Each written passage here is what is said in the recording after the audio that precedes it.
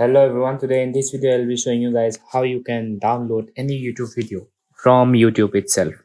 So for that you just need to click on YouTube and find the video you want to download. Let's find a video. Okay, let's download this video. And for that you just need to click on the three dots. As you can see, the three dots, you just need to click the three dots, and from here you just need to click download.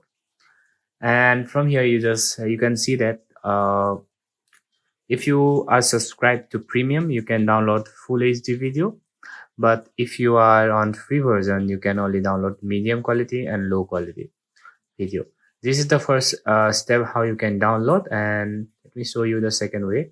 For that you just need to click on the video so this is a video, and as you can see in the top on the bottom, you need to right swipe, and as you can see, this is the download button. From here you just need to click download, and this is how you download the video from YouTube.